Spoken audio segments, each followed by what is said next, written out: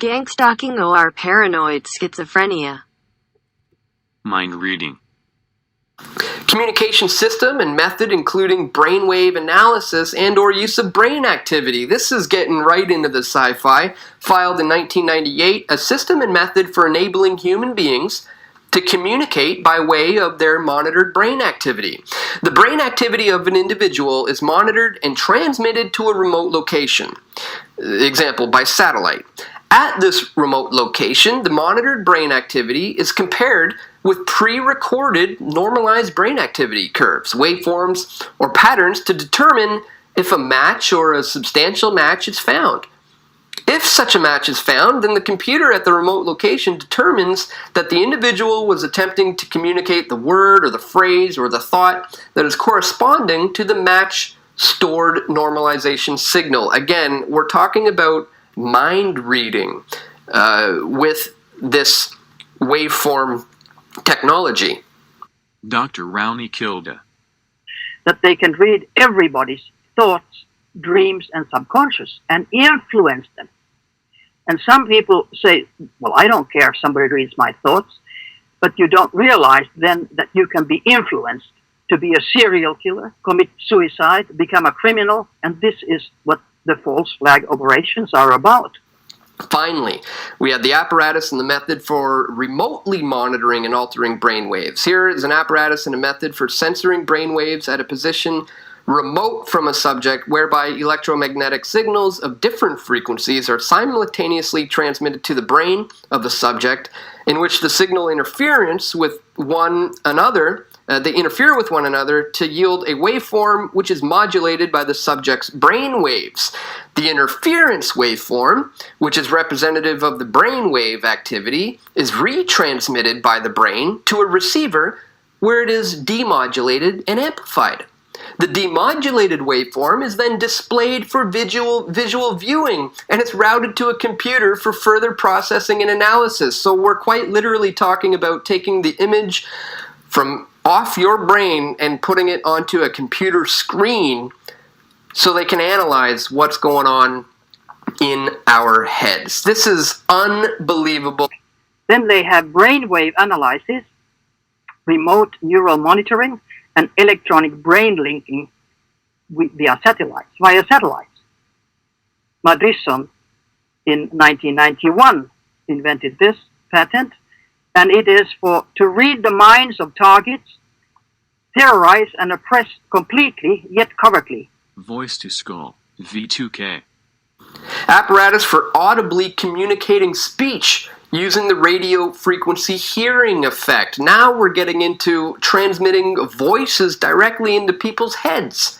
A modulation process with a fully suppressed carrier and input processor filtering to produce an encoded output.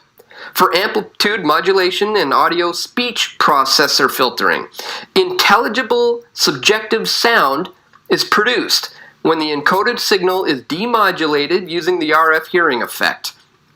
So again, they've got diagrams here explaining exactly how this can be done. We're talking about putting speech through various frequencies being decoded by the human brain as an actual voice. There's nothing crazy about it, even if... So can you expand on that exactly? Well, like telepathy. Yeah. You know, the thing with mind control is very bad because they call it synthetic telepathy. They can induce thoughts in you. They can induce voices in your head. And of course, voices in your head, that you're crazy, you know. They can do that, and they have done that from, at least officially, from the Iraqi First War. They gave orders to soldiers straight into their head. Of course, they were guinea pigs. American soldiers? American, yeah, right. And if this technology... Did they use it on the enemy as well? Yes, in a way, because I always remember I was so shocked when I saw a picture when soldiers came from bunkers, Iraqi soldiers. They had bunkers and about 3-yard walls, you know. They had drinks and food for 6 months. Americans had sent helicopters above and they had Arabic-speaking interpreters who spoke Arabic to them, and they were sending with microwaves orders to come out.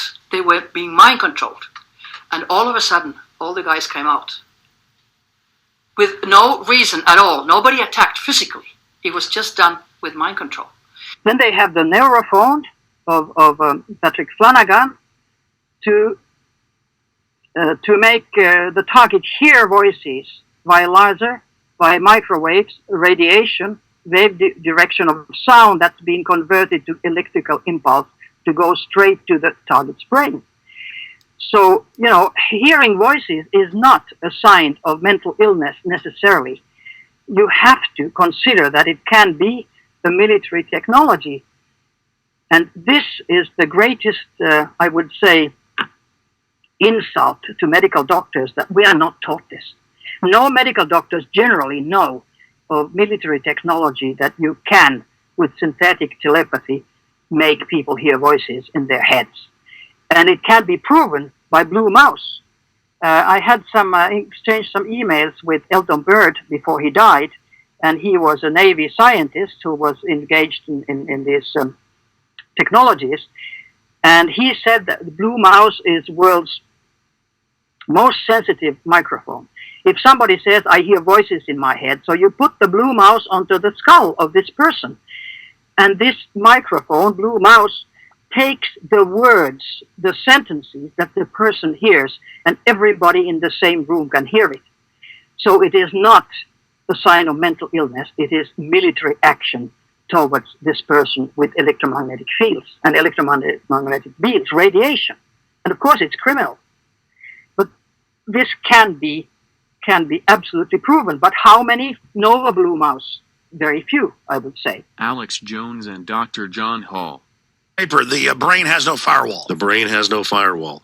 You can put voices in the head. For those of you listening that think that's an impossibility, go to audiospotlight.com. You can purchase a unit yourself to put voices in somebody's head. And for people who don't believe it, we've got early affidavits, 5 prisoners from the Utah State Prison who described accurately being put in cells, having electromagnetic energy placed in those cells that was so intense that they couldn't stand up. Several of them even said that they could tell that they were hearing voices in their heads of the perpetrators, of the people doing the research, and that they could tell that the voices were responding to their thoughts. Some of them thought it was subvocalization, that they were just responding. But really, they've got a computer reading it out the other side. Keep going. Well, exactly. And like I said, some of them thought it was subvocalization. We have technology now where they can put a monitor on your throat, pick up the nerve transmissions from your auditory center of the brain to the larynx, and for people that have had their arms blown off in war, can control a phone or can control a computer or control an apparatus by speech. Well, it's not really speech that they're picking up; it's the electric transmission coming from the auditory center, or the auditory center to the larynx. This technology, at least based on some of the people I know, connections that I have that worked on it, is actually using the brain. All of this manipulation is being done at the brain level. Microchips. We are working in Belgium with victims there. We're allowed to go over there with victims and use a Faraday cage to do some scanning with some of the victims that appear to be chipped, and did some great studies in a Faraday cage where we put victims that are hearing voices and claiming to be chipped next to a control who's never complained of this. The victim was positive for transmissions. The control was not, in a Faraday cage. Interesting. What does that mean? Faraday cage is a cage that... No, I know what it is, but... It means that these people are transmitting, and some of them are chipped. Some of the chips can be as simple as a Verichip. Well, they have biochips that are actually liquid now, too. And they're coming out with all the pills are going to have tracker chips in them. Paranoid schizophrenia, delusion, psychosis. Now, we have the author of A New Breed, Satellite Terrorism in America. He's a medical doctor, anesthesiologist, also has a degree in biology and science from the University of Texas. And he's also, again, an author, satweapons.com. And I was told by Dr. Bob Bowman before he died, he's been on air about this, that they were working on systems, basically a radiation gun that could target and hit somebody, and you die 6 months later. You get real sick but not know what happened. And basically high-powered, nuclear-powered microwaves. So we know this is going on. We're not saying everybody that thinks this is happening, it's really happening. Okay, but the point is this stuff exists, and we're going to break. You're with us for the balance of the hour, Dr. John Hall of San Antonio. You got like 2 minutes till we go to break. What do you think, knowing what you ran into and what your book's about with this, with your patients and friends and people, and thinking it wasn't true because I've seen you on news in San Antonio and then discovering stuff, what does this look to you with this constellation of info we've got with this Alexis guy? Well, on the side of right, you have that grace of God, I guess, with you when you know you're doing the right thing. And the right thing's not always the easiest thing. Like I told you, I never in a million years planned on being the one of the spearheads. Now, you were telling me that during the break. How did you, it just like, wow, it just got, and now you've learned more and more about it. Well, after the book came out and I had, thousands of other victims come forward and say, thank you for putting a book out on it and using whatever, cred that I have with having a couple of initials behind my name. Not that that's any big thing, but the one thing that I was happy that the book did is I had a lot of families call me and say, we have a son that's been complaining about hearing voices and complaining of, government surveillance. We've had him to 5 different psychiatrists. They've shocked him. They've had him on meds. It never goes away. Now we have a little better understanding about maybe what he's dealing with, and if that had only happened once, it would have been worth having wrote the book.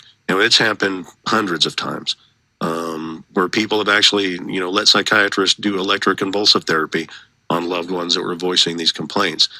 Now we're kind of going toward an educational campaign.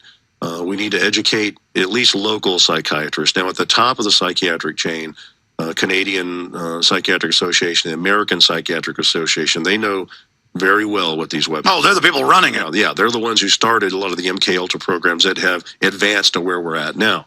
Now, at the local level, where you're being maybe mandated to see a psychiatrist, they probably are largely ignorant of the technology. But unfortunately, no matter how much proof these victims put in front of psychiatrists, they're not looking at anything. Well, that's the question. How do you tell, because you've always been in contact about real schizophrenics then, how do you tell somebody who's crazy versus somebody who... Well, the bottom line is schizophrenia usually starts at an early age. Most of the victims that I'm talking to can pinpoint the time their stalking started and their hearing voices started, and typically it's late 30s, early 40s. You just don't see that with schizophrenia. Schizophrenia is usually 18 to 28 in a male. It can be a little bit later in a female. So now what's happening is a lot of these victims are being diagnosed with delusional disorder or psychosis, otherwise specified, which means you've got something going on and we don't know what it is. On top of that, the medications won't treat this. Dr. Rowney killed. And then Paul Bard said that also note that in conjunction with subliminal and visual technologies as well as role playing, those technologies can be used for trickery, including apparent schizophrenic episodes, so-called alien encounters, and much more. Inner voice cloning. When you go and tell people that you're hearing voices, we've been patterned to turnkey see that as schizophrenia and not even look to see if there's a legitimate source for it. If I put a voice in your head that's in your voice, and if you pattern a thought, like I tell some of these victims, when you read a book, you're actually hearing your own voice in your head as you read. If I put that voice in your head, then that becomes a thought, and you'll act on those thoughts. Voice cloning. Voice transformation. Dr. Robert Duncan. Voice transformation. Voice transformation. How do you fool somebody on the phone? And in fact, this was used in the Gulf War. They called up the generals, used voice transformation, so it sounded like there are other generals giving orders to the commanders in the field, and they fooled them where to go. Chris Burden. Voice transformation. In other cases, they've used voice transformation technology to make me think that ex-colleagues of mine are involved. And that was particularly scary because for a period of months, they made me tried to make me believe that my ex-colleague of mine from CompuCom Systems, a very important person there, was brought into the torture to try to help me get through it.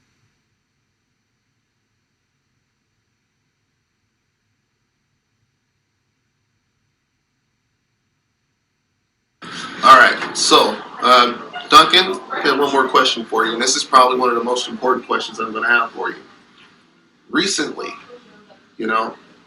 I've experienced something that can possibly get me murdered, and this is something that throughout the years I know they've been working on. I don't know if it took 30 years for them to finally get me, to be able to do exactly what I'm about to try to explain, but forced speech. I mean, I could be literally sitting here having a conversation with you, and it's not me talking.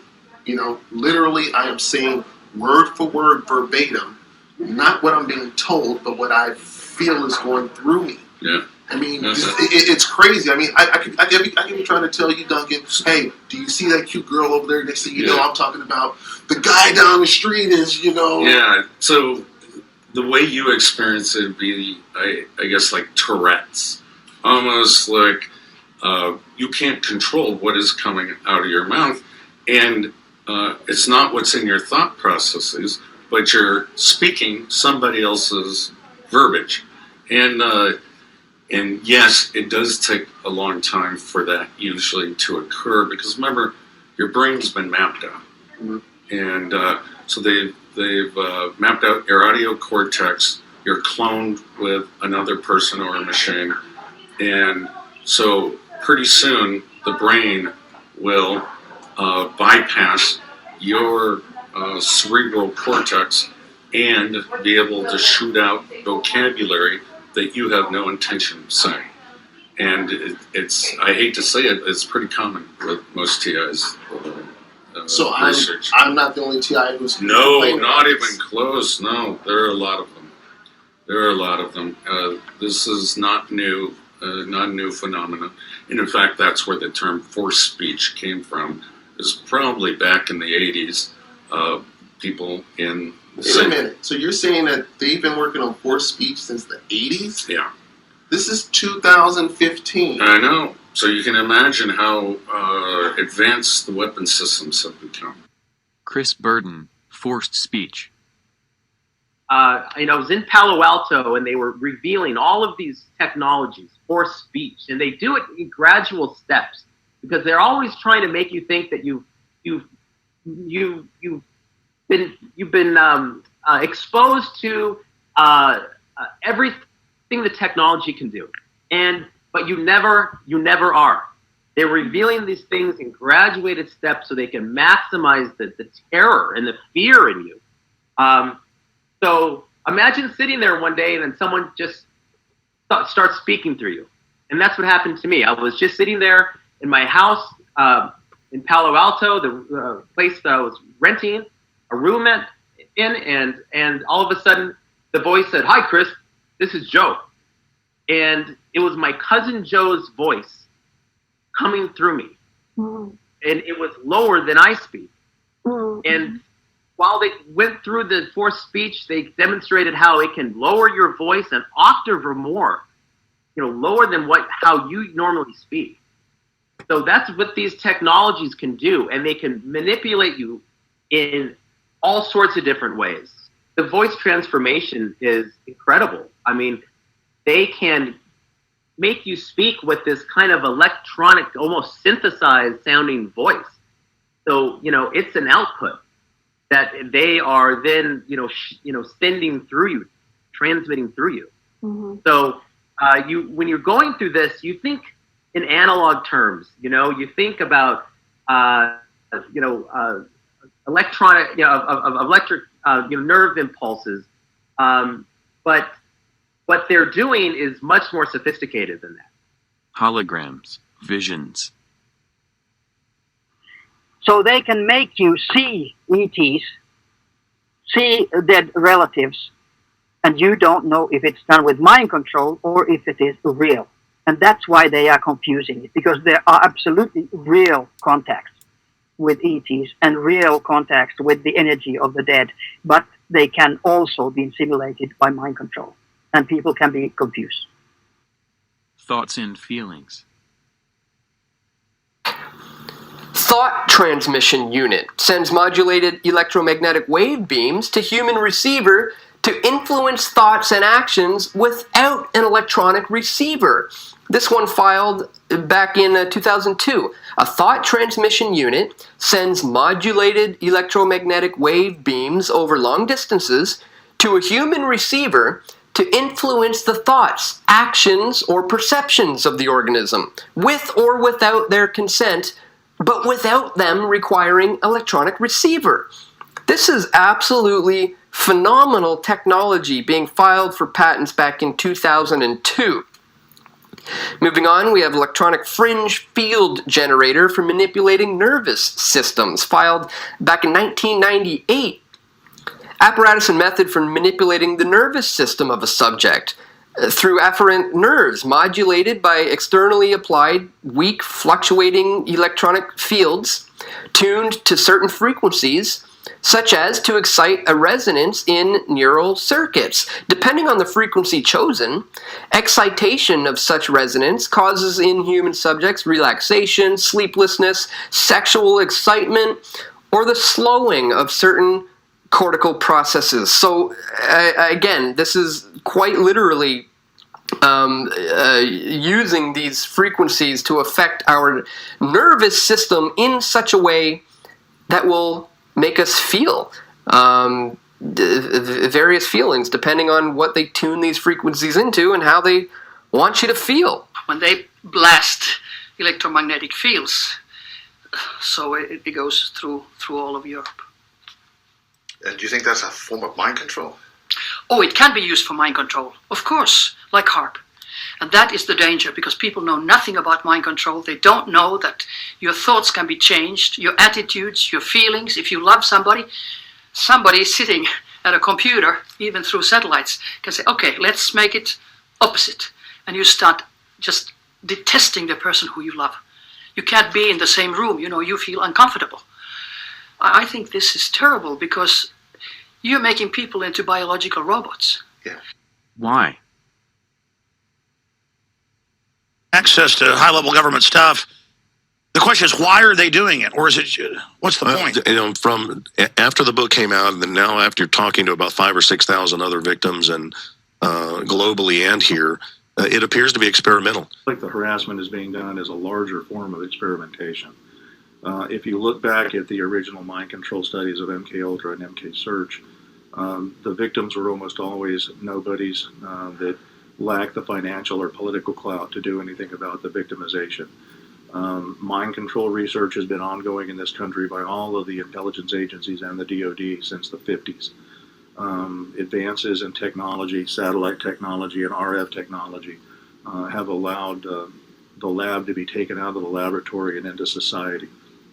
The long-term goal, we feel, of this targeting is to see what the mass effects are on a large group of population, with probably an eventual use of this technology on a global population for control. What not to do? Things that a target probably shouldn't do once they realize they're being targeted is try to convince people of your targeting that are already non-believers. The whole goal of targeting is to eventually get you in front of a psychiatrist to draw a schizophrenic or delusional diagnosis.